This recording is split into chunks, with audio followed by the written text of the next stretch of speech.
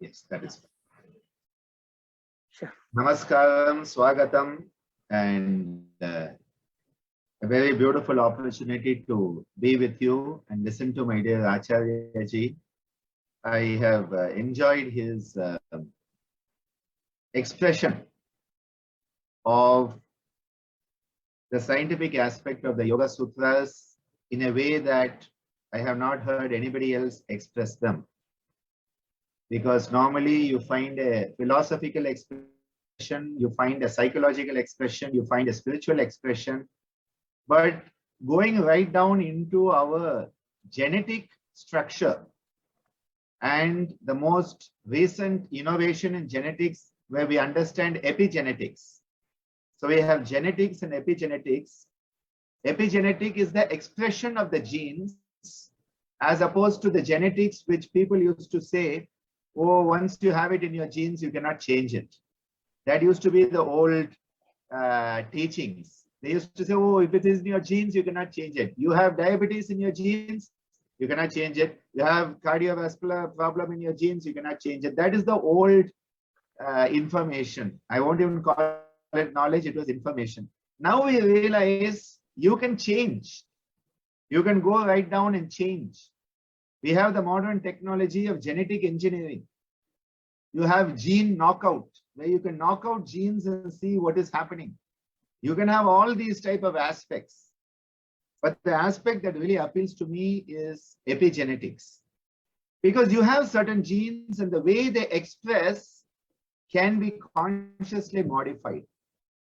And this is why I would like to quote one of my professors in medical college, who said our genes, our genetics is like a loaded gun. Our genetics is like a loaded gun. Whether the gun goes off or not depends on whether you pull the trigger or not. It is a very beautiful way to understand that we cannot blame our genetics, but we need to work with our genetics in a conscious manner. That is what yoga is all about.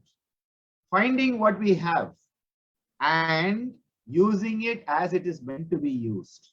Right useness. Using all our information, all our knowledge, all our ability, everything we have been given, be it the Annamaya, the Pranamaya, the Manomaya, the Vijnanamaya or the Anandamaya, let us use it as it is meant to be used. And this is why when Acharya ji got out this book, I was very happy that here is a way of looking at the Yoga Sutras, putting it in the context of understanding what our genes are, how they express, and how we can start to modify them. Because many people, it's like karma. People say, oh, it is my karma, my bad luck. No. Karma is nothing but what you have done and what comes back as the result of what you have done. Karma, कर हिंदी में क्या है? कर मतलब है to do. मा का मतलब क्या है? Me. My doing, and because of my doing, what comes back? My undoing. And this is why we start to realize we can modify karma by focusing on our dharma. By focusing on dharma, we modify the karma, and this is what is brought out in this teaching. And the fact that not only now have the material, but also you have Acharya ji to guide you through this material. Because I must admit, it can be very thick. It can be very tough to understand because you need to understand yoga, you have to understand science, you have to understand genetics, and you have to have the capacity to understand the bigger picture. Maharishi Patanjali tells us, sadhaka should have Shraddha, Virya, Smriti, Samadhi, Prajna. See, you have to have, I like to say Samadhi and Prajna, they have people split it. I say for Samadhi, you have to have Prajna. You have to know when you have Samadhi. Many people have Samadhi, they don't know they have Samadhi. So to understand these teachings, you have to have a certain level of capacity. So initially you say, oh my God, this is very tough. Oh my God, I don't understand this. Don't worry about it. Let it come in. Let it go into your consciousness. Just practice Shravana. Shravana, which is active listening. Practice active listening of these teachings. Don't worry if you don't understand.